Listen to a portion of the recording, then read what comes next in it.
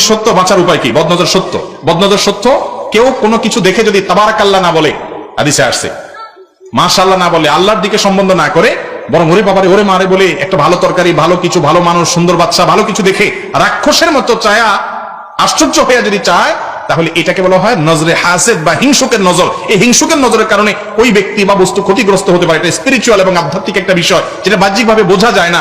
এটা যে ক্ষতি হয়, যারা বদনজরের শিকার হন বিভিন্ন সময়, তারা আঁচ করেন, হাড়ে হাড়ে টের পান। ইমানদারদের জন্য এগুলো আল্লাহর বলের পক্ষ থেকে এক্সট্রা বোনাস, যে তারা কিছু বিশেষ সুবিধা পায় যেগুলো বেঈমানরা পায় না, ধরতে পারেন। এই জন্য বদনজর থেকে বাঁচার জন্য কি করবেন? বাচ্চারা বদনজর থেকে বাঁচার জন্য এখানে একটা কালো টিপ দিবেন, ঠিক আছে না? একটা কালো তাগি বাঁধবেন গলায়, একটা হাতে একটা। এগুলা করলে কোনো লাভ নাই। এমনি বাচ্চা ফুটফুটে সুন্দর, সেজন্য আপনি একটা কালো টিপ দিয়েছেন যে সুন্দর দেখা যাবে, সেটা দেন, সেটা আপনার ব্যাপার। কিন্তু এটা দিলে বদনজর লাগবে না এমন কোনো কথা নাই। আমার দেশে কত কাহিনী মানুষ করে, ওই যে আপনার খেতে মাটির হাঁড়ির পিছনে কালি মাখি খাড়া করাই দেয়, আছে না নাই? চুন মাখি খাড়া করে দেয়। আবার ওই যে আপনার গরুর হাড্ডি এগুলো ঝুলে রাখে, কথা এলে বদনজর হবে না। এগুলো অযথা কথা। বদনজর থেকে বাঁচার জন্য কেউ কোনো কিছু দেখে যদি বলে ওরে বাবারে এত সুন্দর, বলবেন যে মাশাআল্লাহ বলো, তাবারাকাল্লাহ বলো। যদি সে মাশাআল্লাহ তাবারাকাল্লাহ বলে, মাশাআল্লাহ বলে, ইনশাআল্লাহ বদনজর লাগবে না। এটা হলো ঔষধ। আর যদি কারো বদনজর লাগে গেছে, মনে করেন যে অমুকে এটা দেখে অনেক আশ্চর্য হয়ে গেছে, তার বদনজর লাগছে, আবার সবার সবসময় বদনজর লাগেও না, এরকম কারোটা যদি লাগছে মনে হয়, তাহলে তারে বলবেন একটু পানি পড়া দাও। তার পানি পড়া, বিশেষ করে পানিতে সে একটু থুতু দিল বা হাত ভিজাই দিল, ওইটা গায়ে বা শরীরে ধুয়া নিলে যার বদনজর হচ্ছে তার ক্ষতি দূর হয়। এটাও হাদিস দ্বারা প্রমাণিত। এরপরে প্রশ্ন হলো, মসজিদে ছোট বাচ্চারা আসলে যদি কথা বলে বা হাসে, নামাজের পরে কি তাদের ধমক দিয়ে বের করে দেওয়া উচিত হবে? না, মোটেই উচিত হবে না, জায়েজ হবে না। কোনো বাচ্চা মসজিদে আসলো, হাসাহাসি করলো, একটু দুষ্টামি করলো, ধমক দিয়ে তাকে মসজিদ থেকে বের করে দিলে আপনার এটা জায়েজ হবে না। কেন? কারণ ছোট বাচ্চা, আল্লাহ তাআলা পর্যন্ত তার কি করেন নাই, কোনো হিসাবের খাতা এখনো খোলেন নাই। আপনি আল্লাহরও চাইতেও কঠোর হয়ে যাবেন। আল্লাহ সৃষ্টিকর্তা, আপনি তো সৃষ্টি, আপনি কে? আল্লাহর ঘর, আল্লাহ পর্যন্ত তার গুনার খাতা লেখেন, আপনি ধমক দিয়ে বাইর করে দেওয়ার কে?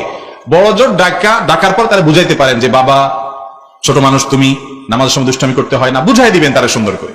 বুঝানোর পরে আবারও দুষ্টামি করে, করুক, আবার সহ্য করবেন। একটু ভালো করে শুনে রাখেন, ছোট পোলাপানের দুষ্টমি নামাজের মধ্যে এটা সহ্য করাটা সুন্নত। এটা সহ্য করাটা কি সুন্নত। দলিল, নবী করিম সাল্লাল্লাহু আলাইহি ওয়াসাল্লাম সিজদায় গেছেন, ওনার নাতি হাসান বা হোসেন রাদিয়াল্লাহু তাআলা আনহুমা গায়ের উপরে, পিঠের উপরে উঠে বসে আছে, ঘোড়ার উপরে উঠছে, সিজদায় গেছে, নবীজি সিজদায় গেছে।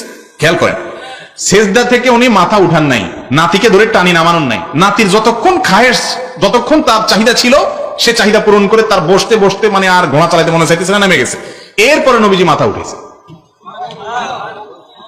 উঠানোর পরে কোন হাদিস থেকে আমরা জানতে পারি না যে তিনি এসে তার মেয়ে ফাতেমা রাদিয়াল্লাহু আনহাকে ধমক দিয়া বলছেন, হ্যাঁ নাতিকে একটু ধরে রাখতে পারো, নামাজের সময় আমার ব্যাঘাত হয়েছে, এরকম কথা নবীজি কিন্তু বলছেন বলে প্রমাণ পাওয়া।